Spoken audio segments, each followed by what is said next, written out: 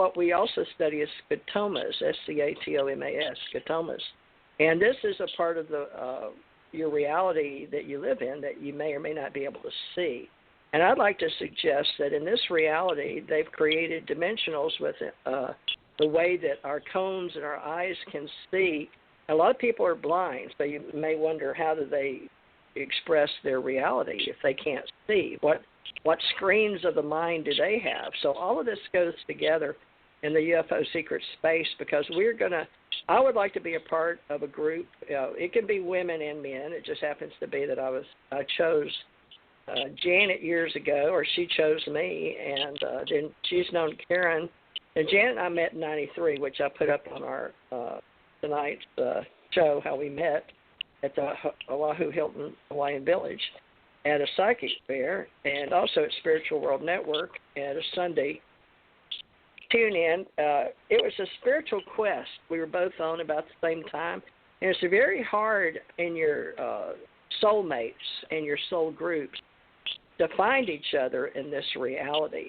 And so I feel like that what we're building now is dealing with what we suggested to each other we may do in this reality at this space and time I call the Ascension Age. So my sole purpose, there's that my time up, and that's I will time. get to later. Okay. Yep. Okay. We're doing a round table. Bye. Okay. I'll go on round mute. table. Next person. Okay, wait 1 second while I get this to stop. Stop. I don't know why it doesn't stop. That's a pretty sound. Stop. Perfect for what I know, we do. but it's irritating when it won't stop. Okay. Your turn. Well, my turn is I'm going to pick up a little bit on what TJ said about Roswell. Well, Roswell meant a lot to Robert. In fact, he crossed over and left this realm a few months ago in his Roswell T-shirt. And that's what he wanted to do, and talked about it before he left, and then had that experience that I talked about weeks ago. But we went out there and years ago and walked around and tried to examine, and actually we got some energy and some stuff. So that was always been very special to him, and because of that, it's been special to me. I think it has a lot of good information, and I do think that's great. I mean, TJ's had a wonderful experience with all that, and that's fabulous. Mine comes more from within, that I'm contacted and connected. It's more of a feeling, and I see things, and there are lights that come on, which happens to everybody if they let themselves tune in. But there's everything. We're all connected for a reason. It's like Paula Harris wrote a book, Connecting the Dots, and I do believe that all of us are connected. And if you want to call it connected the dots, there's a reason, and it's a bigger matrix. Why? There are many matrix out there, and we are all here doing this because we've been called upon by extraterrestrials to do this. I believe that, and to try to help out, because in the physical plane at this moment, it's been coming to this point for years from what we're experiencing today, but it just finally in the blink of an eye happened.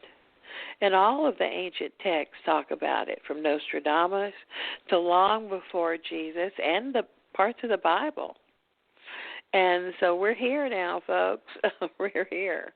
And we need to help to try to evolve and awaken and teach people how to ascend, and that all these things aren't crazy.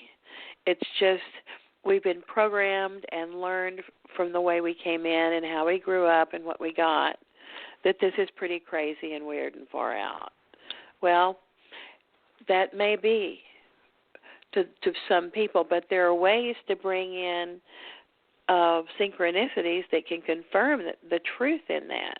And that's why my dear friend Taryn sent me that beautiful little video. I think it's like 10 minutes long of those two little girls telepathically, beautifully telling what a much better job than what I'm doing right now.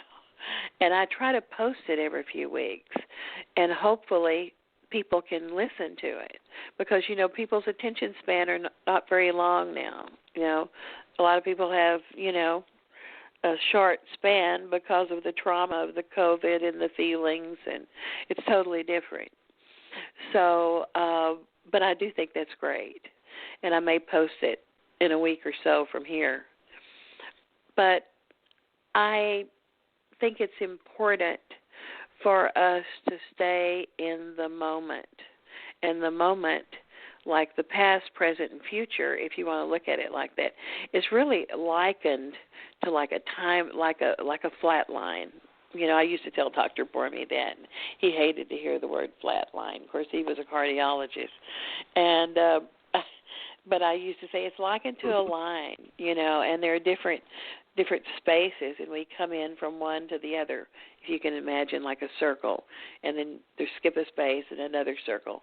And so those would be like our past lives, because we've had so many, our past theaters, and then when we can either come in or go out as an observer for a time, because time and space is only relevant in this way on the earth plane through the moon, the sun, and the clock that we keep showing the times. And so man has divided that. But outside of the earth reality, the time and space is totally measured differently.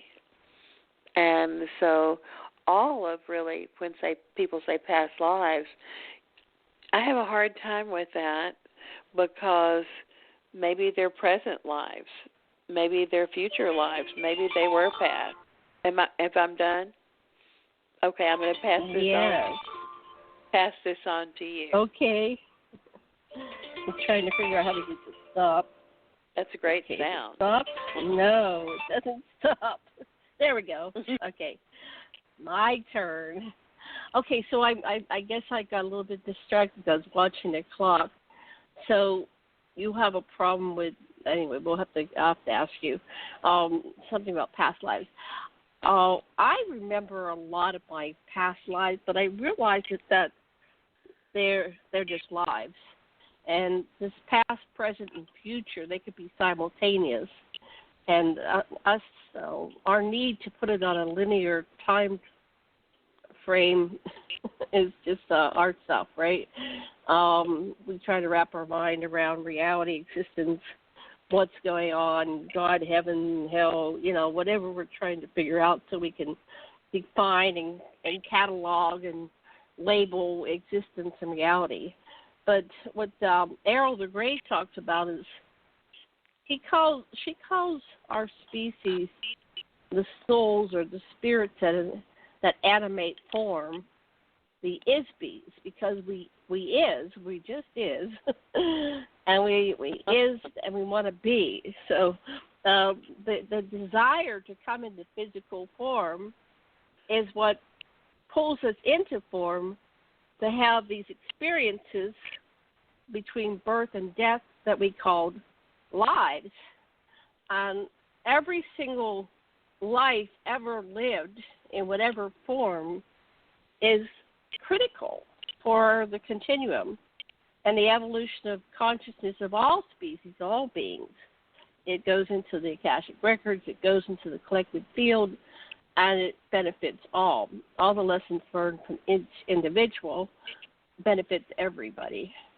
So we're here in this separation modality so we can experience being separate, but we're always connected, we're always one, and we're always all equal. So that, to me, was a very profound lesson to understand, because we seem to, here on the earth, we're locked in hierarchy and patriarchy and, my God's better than your God, and my life is more important, and I'm more important. Or maybe some people are, I'm not as important to you, and so they get into idolizing celebrities, and they're not valuing their own life and their own contributions.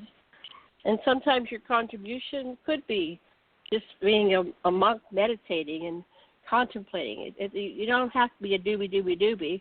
We are an is-be. We don't have to be doing things that other people judge us and value us based on what we do.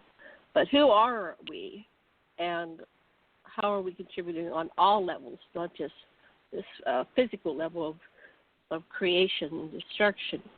So for me, as an individual going through existence, contemplating life and trying to figure it out, that's why I research these things. And so on this website, and I invite TJ and Karen and the other people to go, I found an interview I did with Teresa J. Morris back in 2013. So we started broadcasting together in 2012, actually June. This past Sunday was our 8-year anniversary of broadcasting together. And one of the broadcasts that I uncovered was TJ's and Tom, her husband, Tom Morris, and Karen, I think you'll really enjoy it, how they met. And they discovered that they were a modern-day Mr. and Mrs. Smith. They discovered live on air as I was interviewing them. So one of the things that's really critical about Tom and Teresa J. Morris is their connection to the Roswell craft and the story behind the Roswell crash and the Rosetta Stone of the modern UFO era. And so I'm going back in time to 2013 to find this episode, and I want to talk about it, but I don't know. No, we didn't have time to go over it, but maybe TJ would be willing to let me ask her a few questions about that interview, because I listened to it again, part of it last night, and it was just amazing. Okay, I'm going to pass the talking stick to TJ. Take it away. TJ, are you there? Hello? Am I still on air? Yeah, you're still here. Hello? Can you hear me now? I was on mute. I apologize. Now I can hear you. I was on mute. Okay. Well, in this reality, I was talking about go ahead. Tom. Yes. You and Tom, how you met. Oh, Can you tell us your connection with Roswell. Well, my history in this reality has a lot to do with memories of extraterrestrials taking me and coming and going, but no one wants to believe that in the past history, but we'll start with what I can remember. There was always men in black involved, or people that wore suits, and originally where my brain starts thinking about Tom is the man I was married to was a GS-11 or 13. I don't know because I never saw his paycheck. But I do know that he was high up. He always had a lot of money in his pocket. He wore suits, and he worked for the government. And he got me involved in some FBI cases in Hawaii, and he resented me doing my psychic work, but he seemed to be driven by these men in black to keep me doing it. And so one night in Hawaii, on the island of Oahu, these men in black came and we had just pulled up for, I don't even know where we were, it doesn't matter.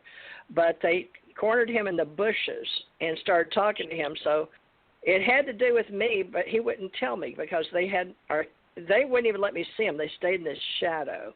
But I knew it was official business. But when you work for the government, folks, anything's possible. And I was in personnel and information security at the time, but I had already been briefed with the Central Intelligence Agency when I was called to Washington, D.C., and had my second intake had been May 67 till May 87. I went through 20 years. So the CIA is very deep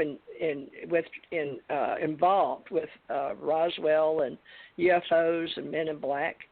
And these men in black made me feel like I wasn't included. But yet my husband, I kept you know how wives will do. When we went in the house, I was like, what was that about? Who were they? He's like, oh, it's no big deal. It's work, business. He wouldn't tell me, but he finally said, okay, it